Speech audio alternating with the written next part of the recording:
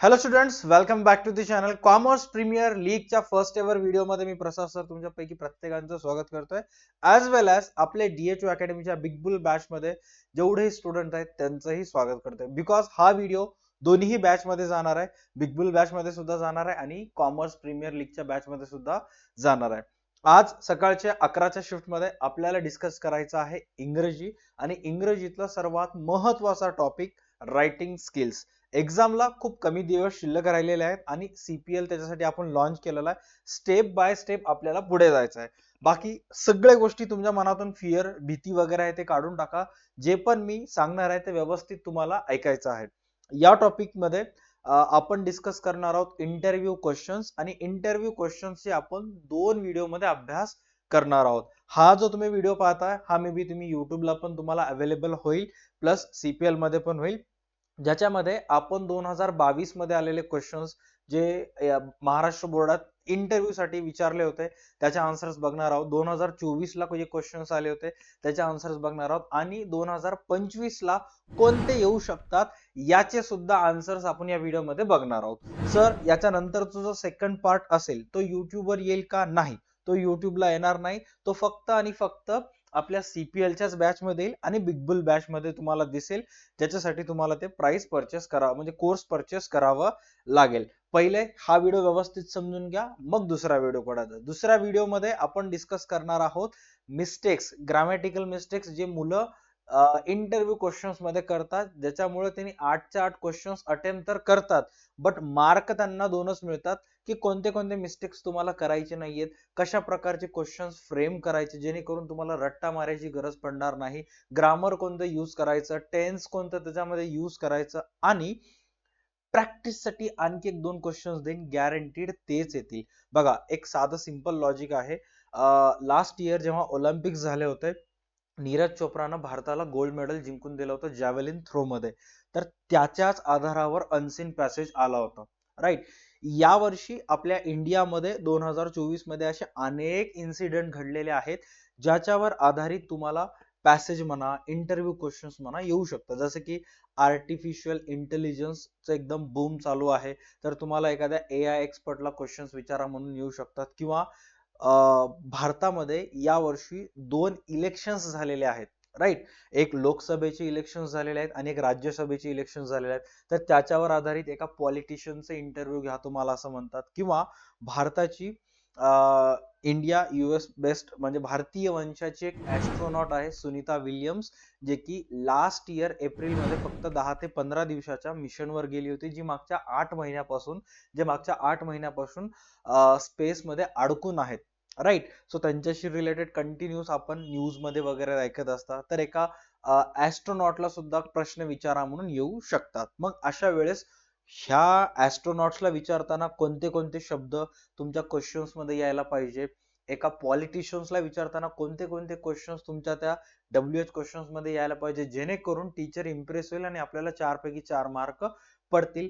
हे सर्व गोष्टी आपण सेकंड पार्ट मध्ये डिस्कस करणार आहोत, जो व्हिडिओ फक्त बिग बुल बॅच मध्ये आणि CPL मध्ये दिसेल, युट्यूबला दिसणार नाही. सो फर्स्ट व्हिडिओ मध्ये आपण डिस्कस करणार आहोत फर्स्ट ऑफ ऑल फॉर्मॅट. बघा, ह्याच्या अगोदर मी अनेक व्हिडिओज बनवलं होतं, इंटरव्ह्यू क्वेश्चन्सचे असतील किंवा पेपर प्रेझेंटेशनचे असेल, त्याच्यामध्ये तुम्हाला सांगितलं होतं की क्वेश्चन नंबर 4B मध्ये इंटरव्ह्यू क्वेश्चन्स येते, ज्याच्यामध्ये 4 मार्क असतात तुम्हाला. तर 4 पैकी फ्रेमिंग ऑफ क्वेश्चन्स, कशा पद्धतीने क्वेश्चन फ्रेम करतात त्याच्यासाठी 2 मार्क, लँग्वेज अँड स्टाईल साठी 1 मार्क असते आणि ओव्हरऑल इम्प्रेशन साठी टोटल 1 मार्क. आता 4च्या 4 मार्क ग्रॅप करण्यासाठी आपल्याला काय काय एफर्ट्स घ्यावे लागतील?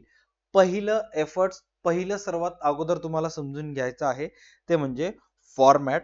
फॉर्मॅट ड्रॉ करत असताना काही अशा पद्धतीने तुम्हाला फॉर्मॅट ड्रॉ करायचा असतो. ओके. ज्याच्यामध्ये सर्वात अगोदर नेम ऑफ द इंटरव्ह्यू, ज्याचा तुम्ही इंटरव्ह्यू घेणार आहोत त्याचं नाव लिहावं लागतं. आता 2024 बोर्डाचं आपण जर पेपर डिस्कस केलं तर बघा, 2024 बोर्डाचा हा आपल्या क्लासच्या स्टुडंटचा आन्सर शीट आहे, ज्याच्यामध्ये एका फेमस ऍक्टरचे इंटरव्ह्यू घ्यायचं होतं. आता सर्वात पहिला इथं काय दिलं त्याला चेक करा. नेम ऑफ द इंटरव्ह्यू, कोणाचा इंटरव्ह्यू घेणार आहात तुम्ही, तर त्या विद्यार्थीने लिहिलेलं आहे मिस्टर रामचरण. जे की साऊथ ऍक्टर आहे. त्याच्यानंतर दुसरं पॉइंट त्यांनी इथं काय सांगितलेलं आहे, area of success and reputation, म्हणजे कोणतं एरिया आहे, स्पोर्ट्स पर्सन आहे, पॉलिटिशियन आहे किंवा एखादा सायंटिस्ट आहे. तर इथं स्टुडंटना काय लिहिलेलं आहे, अ फेमस साऊथ ऍक्टर, कारण त्याचं रामचरण जो आहे तो ऍक्टिंग फील्ड मध्ये तो ऍक्टर आहे. त्याच्यामुळं पहिल्या ह्याच्यामध्ये कोणाचे इंटरव्ह्यू घेणार आहोत त्याचं नाव लिहायचं.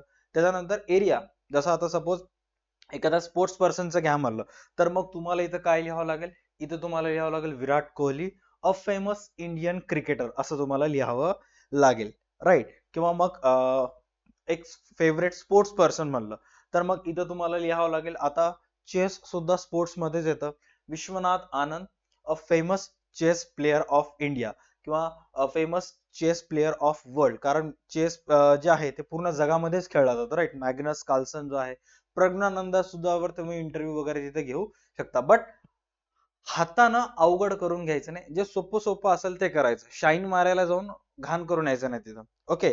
त्यानंतर डेट, टाइम अँड व्हेन्यू, म्हणजे एक्झॅक्ट डेट किती तारखेला तुम्ही इंटरव्ह्यू घेणार आहात, सरळ सरळ मॅक्सिमम स्टुडंट ज्या दिवशी एक्झाम आहे तेच लिहितात.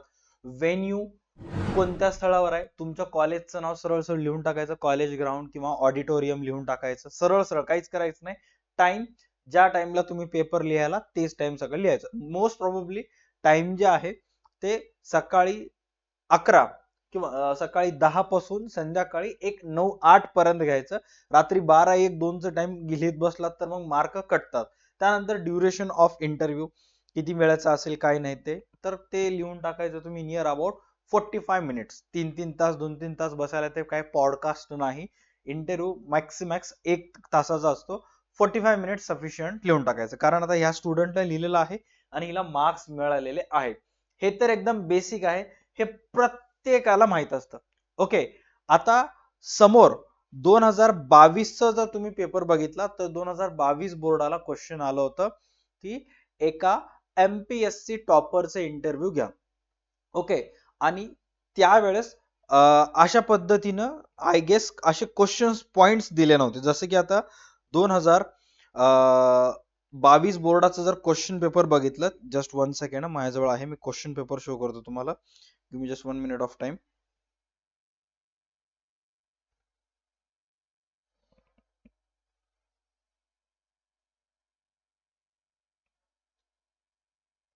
हा, आता हा 2024 बोर्डाचा क्वेश्चन पेपर आहे, जे तुम्ही माझ्या बॅक साईडला बघताय.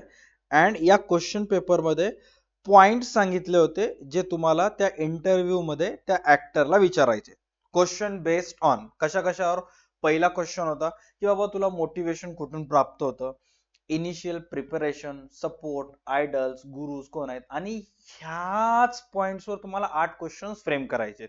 2022 ला दिलं नव्हतं, सरळ सरळ एमपीएससी टॉपरला क्वेश्चन विचारा म्हणले होते. मग त्यावेळेस तुम्हाला थोडस स्पेस मिळते की तुम्ही तुमच्या मनावर क्वेश्चन लिहू शकता, बरोबर. आता एखादा एक स्टुडंट आहे ज्याला मोटिवेशनवर कशा प्रकारे क्वेश्चन करायचे येत नाही, मग अशा वेळेस इथं त्याचे मार्क्स जाऊ शकतात. बट 2022च्या पेपर नुसार त्याला अशा पद्धतीचे पॉइंट्स देण्यात आले नव्हते.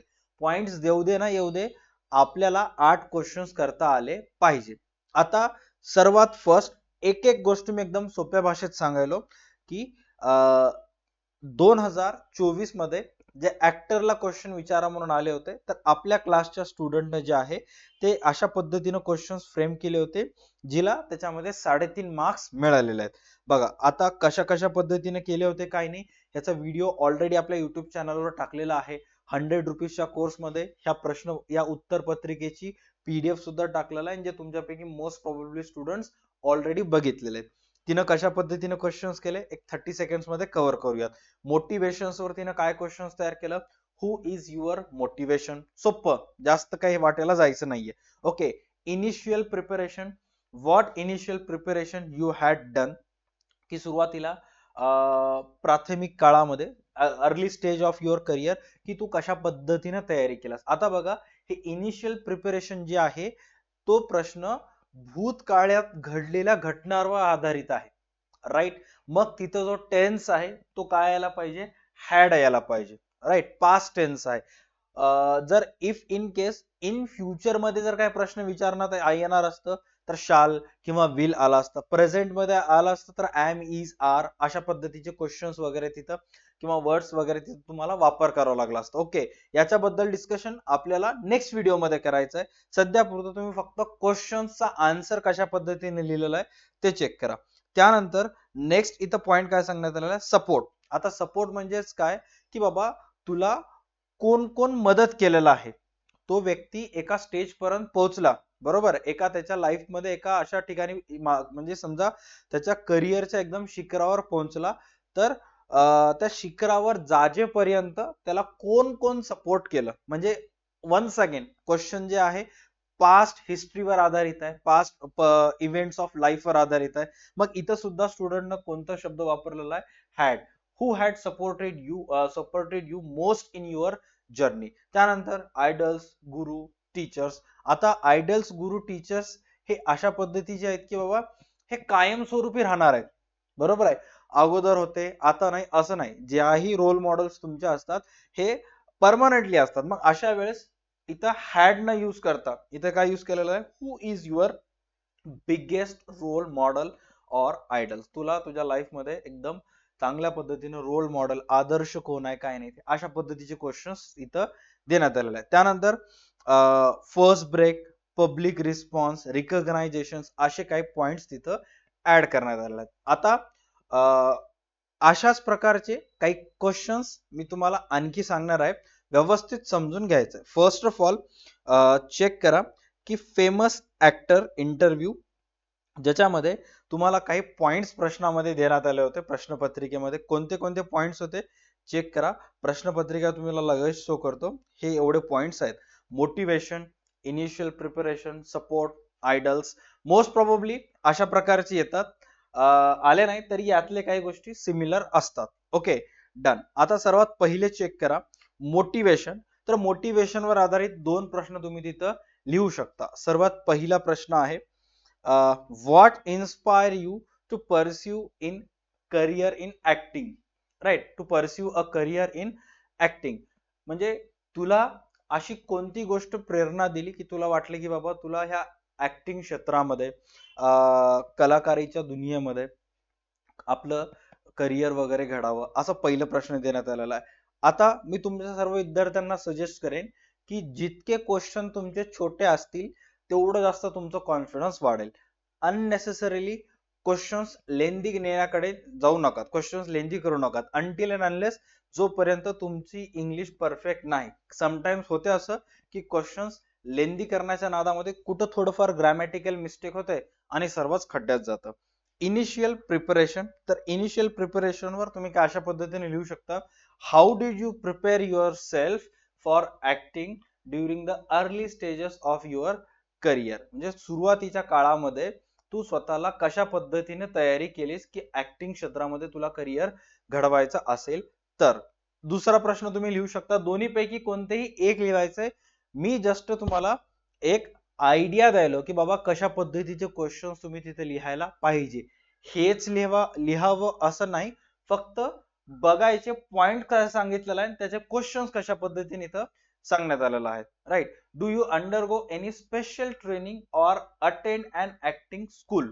म्हणजेच काय की अनेक वेळेला तुम्हाला माहित नसेल, मे बी तुमच्यापैकी मॅक्सिमम जणांना माहित असेलच की जेवढेही ऍक्टर्स असतात, right, school of drama join करतात. Right, London school of drama असेल, असे खूप सारे आहेत, मुंबईला सुद्धा आहे, ज्याच्यामध्ये तुम्हाला ऍक्टिंग शिकवण्यात येते. प्रत्येक ऍक्टर जे की तुमच्या करंट सिच्युएशन मध्ये जर बघितलं असेल, पंकज त्रिपाठी असेल किंवा आयुष्मान खुराना असेल, रणबीर कपूर सारखे असतील, भले नेपोटिझमचे किड्स असतील, बट ऍक्च्युअल मध्ये ते ऍक्टिंग स्कूल जॉईन करतात ज्याच्यामध्ये तुम्हाला एक एक गोष्टी शिकवण्यात येते. मग आता काही काही ऍक्टर्सची जी मुलं आहेत, जसं की आता ऐश्वर्या रायची मुलगी असेल, साधं सिंपल लॉजिक आहे, ऐश्वर्या रायची मुलगी म्हणजे ऑब्व्हियसली 95% चान्सेस आहे की तिला सुद्धा इन फ्युचर मध्ये ऍक्टिंग करायचं असेल. मग आजपासूनच ते काय करतात, एका स्पेशल ट्रेनिंग मध्ये जातात, जे की स्कूल ऑफ ऍक्टिंग स्कूल ते जॉईन करतात. तर इथं त्या ऍक्टरला असंच प्रश्न विचारलेला आहे की सुरुवातीच्या काळात इनिशियल प्राथमिक तयारी म्हणून तू कोणत्या प्रकारे एक स्पेशल ट्रेनिंग घेतला होतास का, किंवा ऍक्टिंग स्कूल जॉईन केला होतास का, हे त्याच्यावर आधारित प्रश्न आहे. स्पेशल ट्रेनिंग, उदाहरणार्थ आमिर खानचं तुम्ही दंगल पिक्चर बघितला असाल तर दंगल पिक्चर मध्ये आमिर खानचं एक फोगाटचा रोल त्यानं केलेला आहे, बरोबर आहे. त्या गीता फोगाट, बबिता फोगाटच्या वडिलांचा रोल केलेला आहे. तर त्याच्यामध्ये आमिर खानचे लाईफ मधले दोन पार्ट्स दाखवलेले आहेत. एक म्हातारं दाखवलेलं आहे, ढेरी आलेलं, केस पांढरे झालेलं दाखवलेलं आहे त्याच्या मुलीच्या वेळेस, आणि एक त्यानं जेव्हा स्वतः पहिलवान होता, स्वतः रेसलर होता त्यावेळेस दाखवलेला आहे. तर मग असे दोन्हीही कॅरेक्टर प्ले करण्यासाठी त्याला स्पेशल ट्रेनिंग घ्यावं लागली. त्याला अगोदर सर्वात पहिले सिक्स पॅक वगैरे बनवावं लागलं, प्रॉपर ते सर्व शूटिंग जे आहे ते करावं लागली. मग वापस 5-6 महिने शूटिंग थांबून वापस त्याला वेट गेन करावं लागलं, म्हाताराच्या लुक मध्ये यावं लागलं, आणि मग वापस त्यानं ऍक्टिंग शूट केली. म्हणजे अशा प्रकारच्या गोष्टीला स्पेशल ट्रेनिंग असं म्हणतात. त्यानंतर सपोर्ट, तुम्हाला सपोर्ट कोण केलं, who supported you the most during the initial stages of your career, how did your family and friends encourages you in this journey. Most probably हे जे सपोर्टचे क्वेश्चन्स असतात हे सर्व पास्ट टेन्स मधलेच असतात. ओके. त्यानंतर आयडल, गुरु, याच्यावर काय प्रश्न, कशा पद्धतीने क्वेश्चन्स तुम्ही फ्रेम करू शकता. Who has been your biggest idol or inspiration in the acting world. कराकालीच्या जगामध्ये, कराकालच्या क्षेत्रामध्ये, ऍक्टिंगच्या दुनियेमध्ये biggest role model, who has been your biggest role idol or inspiration in acting words. तुम्हाला कोणाकडून प्रेरणा मिळते, तुमच्यासाठी मार्गदर्शक कोण आहे, आदर्श कोण आहेत, काय नाही, हे तिथं सांगण्यात आलेलं आहे. इथं तुम्हाला उत्तर लिहायचे नाहीयेत, फक्त आणि फक्त तुम्हाला क्वेश्चन्स फ्रेम करायचे. बघू शकता आतापर्यंत जेवढेही क्वेश्चन्स आलेले आहेत हे बघा, व्हॉट, वॉज देअर, किंवा हाऊ किंवा डिड यू न, किंवा WH, हू किंवा हाऊ, हे असेच WH टाइप क्वेश्चन्स ना सर्वच्या सर्व क्वेश्चन्स आलेले आहेत. Okay, done. त्याच्यानंतर फर्स्ट ब्रेक म्हणजे काय, सर्वात पहिला तुम्हाला चान्स कोणी दिला, काय नाही ते. तर इथं काय सांगण्यात आलेलं, how did you land your first major acting role, what challenges did you face while getting your first break. आता मॅक्सिमम जण तर अशा पद्धतीचे लिहितात, how did you land your first major acting role, किंवा who did you give your first film, तुम्हाला पहिल्या film मध्ये कोण ऍक्टिंग दिलं, किंवा तुमची पहिली फिल्म कोणती होती. जसं ऋतिक रोशनची बघायला गेलं तर पहिली मूवी जी आहे ते कहो ना प्यारे होती. अशा अनेक ऍक्टर्स असतात ज्यांची फर्स्ट मूवी, पहिला ब्रेक त्यांना कोण दिला काय नाही ते तुम्हाला त्याच्यामध्ये मेन्शन करायचं असतं. ओके. आणि जर थोडस तुम्ही तुमची इंग्लिश जी आहे ऍडव्हान्स लेवलची असेल, आता हा लेक्चर जे बघायला दोन विद्यार्थी बघत आहेत. नंबर फर्स्ट स्टुडंट, ज्याला इंग्लिशचं काहीच येत नाही, नापास व्हायच्या भीती नाही, त्यानं बेसिक गोष्टी घ्यायला माझ्याकडून शिकण्याचा प्रयत्न करायला. दुसरा, ज्याचं ऑलरेडी सगळं झालेलं आहे त्याला त्याच्या अभ्यासामध्ये इम्प्रुव्हमेंट आणावं लागते. तुम्ही जर या सेकंड कॅटेगरीमध्ये असाल की तुम्हाला थोडंसं तुमच्या पेपरमध्ये युनिकनेस आणायचं आहे, बेसिक क्वेश्चन्स तर येतात, सर मला ऍडव्हान्स लेवलकडे जायचं आहे, मग तुम्ही हे अशा प्रकारचे क्वेश्चन्स लिहायचे.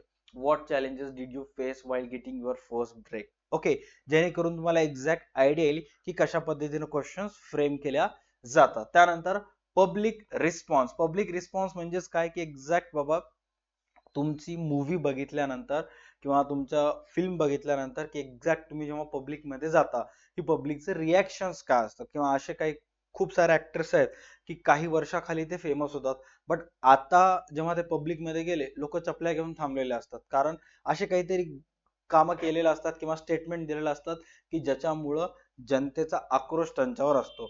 2001 पासून 2010 पर्यंत बॉलिवूड फिल्म इंडस्ट्रीमध्ये प्रत्येक जण आमिर खानला मिस्टर परफेक्शनिस्ट म्हणत होता, कारण तो वर्षातून एकच पिक्चर करायचा, हिट जायची. लगान, रंग दे बसंती, तारे जमीन पर असेल, मंगल पांडे असेल, गजनी असेल, हे सगळ्याच्या सगळे पिक्चर्स त्याचे 2001 ते 10 मध्ये आलेले आहेत, आणि all movies are blockbuster. But 2013-14 मध्ये त्याची वाईफ किरण राव अशी एक स्टेटमेंट देते ज्याच्यामध्ये ती सांगते की आम्हाला इंडियामध्ये असं बाहेर निघालं की वाटते की सेफ फील नाही होत, भीती वाटते, त्यांच्यावर हमला होईल असं वाटते. आणि मग ते स्टेटमेंट त्यांनी एका भावनेनं सांगितलं, लोकांनी त्यांच्यावर उलट घेतलं, आणि मग त्याच्यावर देशद्रोहीचा आरोप लागला, आणि ऑल अगेन्स्ट अशी गोष्टी झाल्या ज्याच्यामुळे पीके नावाच्या फिल्म त्याची कितीतरी वर्ष पोस्टपोन झाली, किंवा काल परवा त्याची लाल सिंग चड्डा नावाची मूवी आली होती. ह्याच सगळ्या गोष्टीमुळं ते कंटिन्युअस जे आहे ते सतत ते मूवीज वगैरे त्याचे वादाच्या भोवरात सापडत असतात. तर मग अशा पद्धतीने सुरुवातीला पब्लिक रिस्पॉन्स चांगलं होतं, नंतर पब्लिकचं रिस्पॉन्स त्यांच्याकडे पाहण्याचं कसं झालं, निगेटिव्ह झालं. तर त्याच्या आधारावर प्रश्न विचारायचे. What was the response from the audience after your debut? आता हा प्रश्न विचारण्यात आलेला आहे रिस्पॉन्सवर. काही करून तुम्हाला तिथे रिस्पॉन्स आणायचा आहे. रिस्पॉन्स म्हणजे काय, एक्झॅक्ट लोकांची प्रतिक्रिया. आता प्रतिक्रिया कशा कशावर असू शकते, की पहिली फिल्म बघितल्यानंतर लोकांची प्रतिक्रिया काय होती, किंवा तुझी लास्ट मूवी फ्लॉप झाली त्याच्यावर लोकांची प्रतिक्रिया काय होती. कुठल्याही ह्याच्यावर तुम्ही त्याला प्रतिक्रियेशी रिलेटेड प्रश्न विचारू शकता. How do you handle both appreciation and criticism? हा सर्वात महत्वाचा प्रश्न आहे. इथं रिस्पॉन्स म्हणलेला आहे. रिस्पॉन्स म्हणजे काय, लोकांची प्रतिक्रिया. आता लोकांची प्रतिक्रिया जी आहे ते एकतर तारीफच्या माध्यमातून निघते किंवा क्रिटिसिझमच्या माध्यमातून निघते. तुमचंच बघा ना, तुम्हाला जर एक्झाम मध्ये आउट ऑफ मार्क्स पडले तर तुमच्या घरच्यांचा रिस्पॉन्स कसा असतो, वा बेटा शाबाश, हुशार झाला आमचा लेकरू. ओके, तेच जर तुम्ही एक्झाम मध्ये नापास होऊन घरी जा, आई लाटणं घेऊन येते, पप्पा पट्टा घेऊन येतात आणि मग ते तुमच्यावर टीका करतात की ह्याच्यासाठीच तुला लहानाचं मोठं केलं होतं का, ट्युशनची फीस भरलंय, कॉलेजची फीस भरलंय, तुला सायकल घेऊन दिलंय, मोबाईलचं रिचार्ज चालू आहे आणि तू अभ्यास करणं गेलास, ते तुमच्यावर टीका करत असतात. राईट. तर हेच इथं प्रश्नामध्ये आलेलं आहे, how do you handle both appreciation and criticism. म्हणजे त्यांना असं विचारण्यात आलेलं आहे की बाबा, लोक जेव्हा तुझी तारीफ करतात आणि तुझ्यावर टीका करतात, ते दोन्ही गोष्टी तू कशा पद्धतीने हँडल करतोस. आणि हे प्रश्न तुम्ही कोणालाही विचारू शकता. तुम्ही एका पॉलिटिशियन्सला विचारू शकता. आता परवाच बघा ना, इलेक्शन झाले. इलेक्शनच्या अगोदर देवेंद्र फडणवीसवर, महाराष्ट्राचे माननीय मुख्यमंत्री, आता होणारे मुख्यमंत्री म्हणा किंवा माजी मुख्यमंत्री म्हणा किंवा भाजपाचे मेन पर्सन ऑफ महाराष्ट्र म्हणा, त्यांच्यावर किती टीका करण्यात येत होती, क्रिटिसिझम करण्यात येत होतं सगळ्या स्तरांकडून. बट तेच महाराष्ट्रामध्ये जनतेनं कौल बीजेपीला दिला, बीजेपी निवडून आली आणि मग आता तेच टीकांचं रूपांतर कशामध्ये झालेलं आहे, अप्रिसिएशन, तारीफ मध्ये झालं. आता मागच्या 2 दिवसामध्ये कोणताही न्यूज चॅनल लावा, तुम्हाला दर 10 मिनिटानंतर देवेंद्र फडणवीस किंवा अजित पवार जी दिसणार तुम्हाला, किंवा त्याचबरोबर मुख्यमंत्री एकनाथ शिंदे सुद्धा तुम्हाला स्क्रीनवर पाहायला मिळतील. का? त्याच्या मागचं मेन रिझन आहे अप्रिसिएशन. हा प्रश्न तुम्ही कोणालाही विचारू शकता, पॉलिटिशियनला विचारू शकता, ऍक्टरला विचारू शकता, एका AI एक्सपर्टला तुम्ही विचारू शकता, क्रिकेटरला विचारू शकता, कोणालाही तुम्ही विचारू शकता. त्यामुळे हा प्रश्नाला थोडस स्टार मार्क करून घ्या. हा प्रश्न अतिशय महत्वाचा आहे. कोणतेही जर आलं तर तुम्ही ते प्रश्न विचारू शकता. पुढच्या व्हिडिओज मध्ये पार्ट 2 मध्ये मी तुम्हाला अशा प्रकारचे 8 क्वेश्चन्स देईन, जे कोणीही येऊ दे ते तुम्ही त्याला विचारू शकता. कळालंय? म्हणजे तुम्हाला एक्झाम मध्ये स्पोर्ट्स पर्सन विचारू दे, ऍस्ट्रोनॉट विचारू दे, पॉलिटिशियन्स विचारू दे, ऍक्टर विचारू दे, एक्झाम UPSC एक्झाम टॉपर विचारू दे, कोणीही विचारू दे किंवा कोणत्याही एका व्यक्तीचं नाव देऊ दे, तुम्ही त्याला ते क्वेश्चन विचारू शकता. आता नाही, पुढच्या पार्ट मध्ये देईन. त्याच्यानंतर रिकॉग्नायझेशन सांगण्यात आलेलं आहे. When did you feel you were truly recognize in the industry? इथे असं विचारण्यात आलेलं, बाबा तुला असं कधी वाटायला लागलं की इंडस्ट्रीमध्ये लोक तुला खरखरच ओळखायला लागले, काय नाही, याच्यावर प्रश्न आहे. त्यानंतर how do awards and recognition impact in your career? Awards मिळाल्यानंतर किंवा लोकांमध्ये ओळख निर्माण झाल्यानंतर ते तुझ्या करिअरला कशा पद्धतीने इम्पॅक्ट केलं? आता उदाहरणार्थ मी तुम्हाला सांगतो, अशा खूप साऱ्या गोष्टी आहेत. जस्ट एक्झाम्पलच्या तौर पर जर घ्यायला गेलं, परवाच इंडियाची मॅच चालू आहे, बरोबर, इंडिया आणि ऑस्ट्रेलियाची टेस्ट मॅच चालू आहे. त्या टेस्ट मॅचच्या अगोदर त्या नितेश राणाला कोणीच ओळखत नव्हतं. म्हणजे जे KKR चे फॅन्स होते, एक नॉर्मली एक 150 करोड लोकसंख्यापैकी फक्त त्या नितेश राणाला 1-2 करोड लोक ओळखत होते. बट जेव्हा त्यानं कालच्या मॅच मध्ये ट्रॅव्हिस हेडला क्लीन बोल्ड केलं, मल्टिपल लोक ओळखायला त्याला लागले की अरे यार, ह्या ट्रॅव्हिस हेडला कोण बोल्ड केलेला आहे, त्याच्यामुळे तर आपण वर्ल्ड कप हारला. आणि तो जो पर्टिक्युलर इन्सिडेंट आहे तो त्याला ओळखचं कारण निर्माण झालं, की बाबा असं तू काय काम केलास की ज्याच्यामुळं खरं खरं तुला लोक जे आहे ते तुला ओळखायला लागले.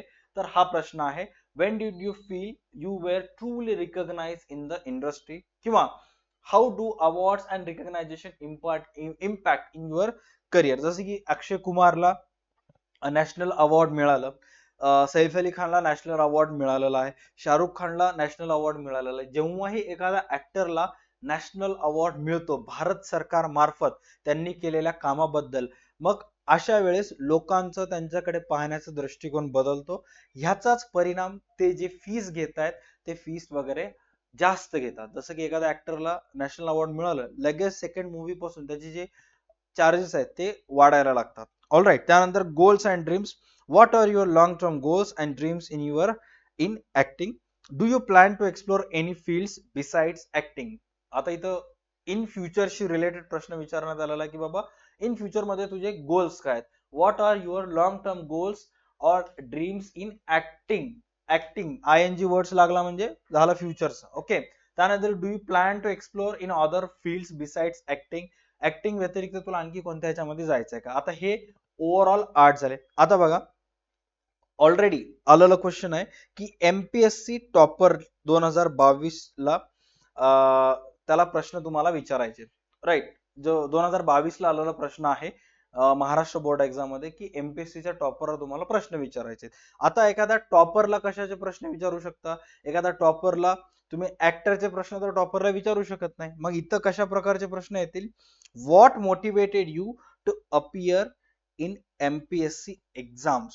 राईट. एमपीएससी एक्झाम ही अशी एक्झाम आहे की काही ना काही एक स्ट्रॉंग मोटिवेशन असल्याशिवाय तुम्ही तशा प्रकारचे एक्झाम्स क्रॅक करू शकत नाही. उदाहरणार्थ आमिर खानचं सरफरोश मूवी आहे ज्याच्यामध्ये असं दाखवलेलं आहे की तो जेव्हा नॉर्मल कॉलेज स्टुडंट असतो त्यावेळेस अतिरेकी लोक येऊन त्याच्या समोर त्याच्या घरातल्या सर्व लोकांना बंदुकीनं ठार करतात आणि मग तो त्याच्या यंग एज मध्ये डिसाइड करतो की काही पण करून मला या अतिरेक्यांचा बदला घ्यायचा आहे, मला या देशातून अतिरेक संपवायचा आहे.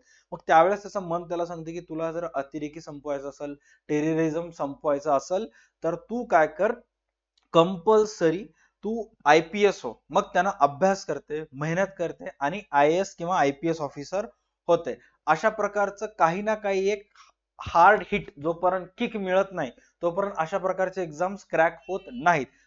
अपमान केलेला पाहिजे कोणीतरी किंवा तुम्हाला असं कोणीतरी अशा चार चौकामध्ये अशा प्रकारचे शब्द बोलले पाहिजे जे ऐकल्यामुळे तुमचा अपमान झाला आणि मग ते जे बदले की जे आग असते त्याचेच मॅक्सिमम काम करत असते.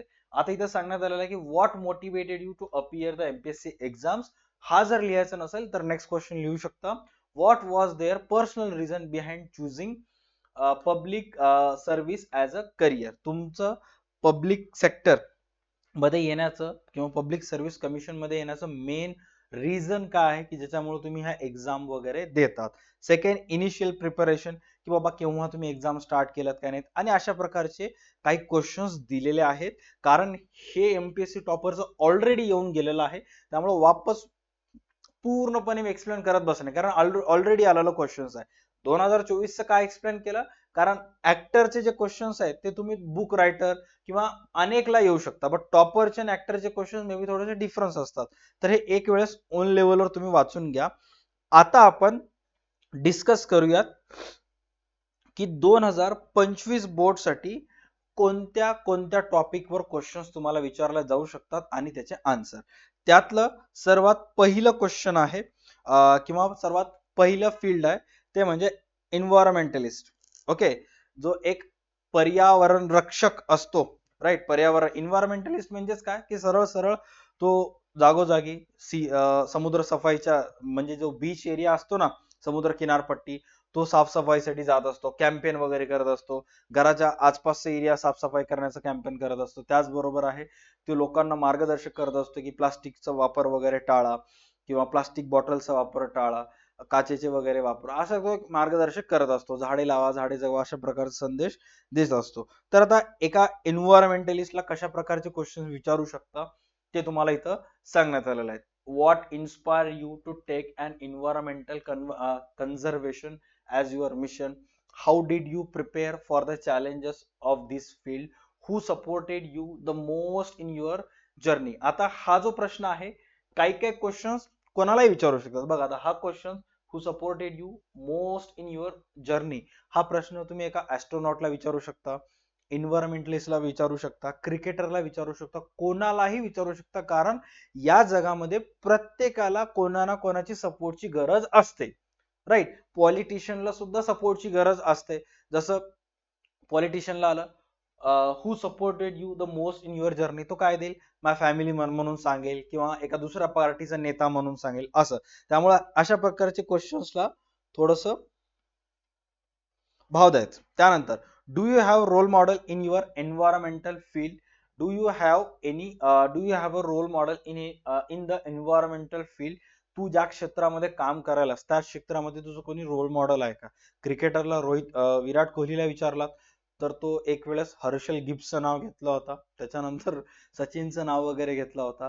रोहित शर्माला विचारला तर तो एक वेळेस रिकी पॉन्टिंगचं वगैरे नाव घेतलं होतं. म्हणजे प्रत्येकाचं त्या त्या फील्ड मधलं कोणी ना कोणी एक इन्स्पिरेशन असते. What was your first major project or success? सर्वात पहिला जो तुझं फर्स्ट प्रोजेक्ट होतं ज्याच्यावर तो काम केला होतास, किंवा पहिलं सक्सेस तुला कोणत्या कामातून मिळालं, हा इथे विचारण्यात आलेला आहे. How did the public respond to your initial efforts? सुरुवातीला तू जे काम करत होतास लोक त्याला कशा पद्धतीनं रिस्पॉन्ड करत होते, काय नाही, तर ते सांगण्यात आलेलं आहे. When did you receive national और ग्लोबल रिकग्नायझेशन? सुरुवातीला सर्व भारतामध्ये तुला लोक कोणत्या कामामुळे ओळखायला लागले, किंवा ग्लोबली असं तुला काय मिळालं की ज्याच्यामुळं तुला लोक ओळखायला लागले? जसं सुरुवातीला जेव्हा MS धोनी सेंचुरी वगैरे मारला तर तो फक्त इंडियामध्ये त्याला रिकग्नायझेशन मिळालं, बट 2007 ला जेव्हा त्यानं वर्ल्ड कप जिंकलं ग्लोबली त्याला रिकग्नायझेशन मिळालं. 2011 वर्ल्ड कप जिंकलं, number of peoples who knows Dhoni will increase, म्हणजे जे लोक धोनीला ओळखत होते त्यांची जी पॉप्युलेशन आहे ते वाढली. राईट. ग्लोबली त्याला रिकग्नायझेशन मिळालं. त्याच्यानंतर अर्जुन अवॉर्ड मिळालं, मेजर ध्यानचंद खेलरत्न अवॉर्ड त्याला मिळालं, ज्याच्यामुळं त्याची ओळख जी आहे ते वाढली. त्यानंतर नेक्स्ट काय सांगण्यात आलेलं आहे, चेक करा. What are your future goals for the environment? पर्यावरणासाठी तुला इन फ्युचर मध्ये असे कोणते कोणते गोल्स तुझे आहेत तिथं सांगण्यात आलेलं आहे. त्याच्यानंतर फेमस स्पोर्ट्स पर्सनचे असेल त्याचे काही क्वेश्चन्स इथं सांगण्यात आलेले आहेत, हे सुद्धा क्वेश्चन्स कव्हर करू शकता. त्याच्यानंतर फेमस सायंटिस्ट, कोणते कोणते असे शास्त्रज्ञ आहेत, फेमस सायंटिस्ट आहेत, किंवा एखाद्या सायंटिस्टला तुम्हाला प्रश्न विचारायचा असेल तर कोणते कोणते विचारू शकता, हे असे काही प्रश्न इथं आलेले आहेत. अपार्ट फ्रॉम दिस 2025 मध्ये आणखी कोणते कोणते फील्ड्स आहेत ज्याच्यावर प्रश्न येऊ शकतात? त्यातलं सर्वात पहिला आहे AI एक्सपर्ट, कारण आर्टिफिशियल इंटेलिजन्स सध्या बूम चालू आहे, जिकडे तिकडे AI चं क्रेज चालू आहे. तुम्ही बघता ना सध्या ट्रेंडिंग मध्ये इकडे एक इमेज इकडे एक इमेज दाखवत आहे, फक्त 2 इमेज तुम्ही हे करा आणि मग ते AI चं जे ॲनिमेशन टूल आहे किंवा एडिटिंग सॉफ्टवेअर आहे त्या दोन्हीला काय करणार, असं भेटलेलं वगैरे दाखवणार. असे अनेक इमेजेस सध्या इंस्टाग्रामवर व्हायरल आहेत. हे सगळं AI एक्सपर्टच कमाल आहे. त्याच्यानंतर सोशल मीडिया इन्फ्लुएन्सर, मागच्या 2017-18 पासून म्हणा, लॉकडाऊन नंतर म्हणा, प्रत्येक घरामध्ये एक ना एक असा व्यक्ती असतो ज्याचं युट्यूब चॅनल आहे, ज्याचं इंस्टाग्राम पेज आहे, आणि ते कमवत सुद्धा चांगले आहेत. कारण त्याच्यामध्ये कसं असतं की कंटिन्युअस नॉनस्टॉप तुम्हाला 2 वर्ष 3 वर्ष रील्स टाकावं लागतात, ट्रेंडिंग टॉपिकवर व्हिडिओ बनवावं लागतात, तर कुठं तुम्हाला रिकग्नायझेशन मिळतंय. आणि मग जे असं फेमस झालेले असतात, तुमच्यापैकी प्रत्येक जण कोणत्या ना कोणत्या एका इंस्टाग्राम इन्फ्लुएन्सरला किंवा युट्यूबवरला फॉलो वगैरे करत असतात, तर अशा प्रकारचं सोशल मीडिया इन्फ्लुएन्सर जर आलं तर तुम्ही कशा प्रकारचे क्वेश्चन्स त्याला विचाराल ते सांगण्यात आलेलं आहे. एंटरप्रेन्युअर्स, शार्क टँक इंडिया तुम्ही बघता, किंवा सध्या भारतामध्ये खूप सारे यंग एंटरप्रेन्युअर्स आहेत, जसं दीपेंदर गोयल असेल जो की झोमॅटोचा आहे, राईट. त्याच्यानंतर रितेश अगरवाल असेल जो की ओयोचा आहे. हे सगळे यंग एंटरप्रेन्युअर्स आहेत, म्हणजे ज्यांचं वय बिलो 35च्या खाली आहे. तर अशा प्रकारच्या यंग एंटरप्रेन्युअर्सला कशा प्रकारचे क्वेश्चन्स विचारू शकता. त्यानंतर ॲस्ट्रॉनॉट, मी तुम्हाला करंट इन्सिडेंट सांगितलेला आहे. सुनीता विल्यम्स स्पेसमध्ये अडकून आहे आणि ट्रेंडिंग टॉपिक आहे. मे बी तुम्हाला एक्झाम येऊ शकते एक्झामला, कारण नीरज चोप्रावर जर अनसीन पॅसेज आला असेल तर मग ॲस्ट्रॉनॉटवर क्वेश्चन्स फ्रेम करा म्हणून येऊ शकतात. त्यानंतर रायटर्स, लेखकाला कशा पद्धतीचे क्वेश्चन्स तुम्ही विचारू शकता हे सांगण्यात आलेलं आहे. त्याच्यानंतर काही 2 छोटे हिंट इथे मी सांगतो तुम्हाला, काय काय सांगण्यात आलेलं आहे चेक करा. Practice framing questions that cover all points and maintain clarity. तुम्ही अशा प्रकारचे क्वेश्चन्स प्रॅक्टिस करा की ज्याच्यामध्ये सर्वच्या सर्व पॉइंट्स ते कव्हर होतील आणि क्लिअरिटी असेल, कन्फ्युजननेस नसेल. कारण मोस्ट ऑफ टाइम तुम्ही जर एका ज्याचा इंटरव्ह्यू तुम्ही घ्यायलात, तुम्ही जर त्याला एखाद्या कन्फ्युजन वाला क्वेश्चन विचारला, त्याला प्रश्न समजला नाही, मग ते अवॉइड करतात, नेक्स्ट क्वेश्चन प्लीज म्हणतात, किंवा currently I don't have any opinion on that असं म्हणतात. काही ना काही म्हणून ते प्रश्न टाळायचा प्रयत्न करायचा. त्यामुळे क्वेश्चन जेवढं शॉर्ट असेल आणि जेवढं चांगलं असेल तितकं जास्त तुम्हाला त्यांच्याकडून आउटकम मिळते. Avoid long questions. तेच मी सांगत होतो की मोठे मोठे प्रश्न टाळा. Keep them short and to the point. जे पण विचारायचं आहे एकदम स्ट्रेट टू पॉइंट येऊन वर तुम्हाला प्रश्न विचारायचे. आता 2022चा क्वेश्चन प्रॅक्टिस केला, 2024चा क्वेश्चन प्रॅक्टिस झाला, त्याचबरोबर 3 तुम्हाला एक्स्ट्रा जे युट्यूब वरचे स्टुडंट आहेत, फ्री ऑफ कॉस्ट हा व्हिडिओ बघत आहेत, त्यांच्यासाठी मी तुम्हाला 2 प्रॅक्टिससाठी दिले, 3 दिले. फेमस सायंटिस्ट वरचे क्वेश्चन्स मिळाले असतील तुम्हाला, त्यानंतर स्पोर्ट्स पर्सन वरचे मिळाले अँड एन्व्हायरमेंटलिस्टचे मिळाले. अपार्ट फ्रॉम दिस आणखी 3 ते 4 फील्ड्स आहेत, जसं की AI एक्सपर्ट असेल, सोशल मीडिया इन्फ्लुएन्सर असेल, एंटरप्रेन्युअर असेल, ॲस्ट्रॉनॉट असेल और रायटर्स असेल. याच्याशी रिलेटेड याच पार्ट वरील आपला नेक्स्ट व्हिडिओ जे आहे ते तुम्हाला CPLच्या बॅच मध्ये आणि बिग बुल बॅच मध्ये मिळणार. त्याच्यासाठी तुम्हाला डिस्क्रिप्शन मध्ये लिंक दिलेला आहे. CPL 2.0 जॉईन करायचं आहे, जे की डेडिकेटेड असेल 2025 बोर्डसाठी. पुढच्या वर्षी CPL 3 येईल 2026 बोर्डासाठी, CPL 4 येईल 27 बोर्डासाठी. आता हे कंटिन्युअस चालत राहील. बट 2025 बोर्डाचे तुम्ही असाल तर नक्की ही बॅच जॉईन करा, ज्याच्यामध्ये याच्यानंतरचा नेक्स्ट व्हिडिओ येईल, ज्याच्यामध्ये मी तुम्हाला सांगेन की असे कोणते कोणते मिस्टेक्स आहेत जे तुम्हाला टाळायचे आहेत while preparing for interview questions. असे 8 क्वेश्चन्स देणार की जे कोणीही आलं तर त्याला तुम्ही ते विचारू शकता.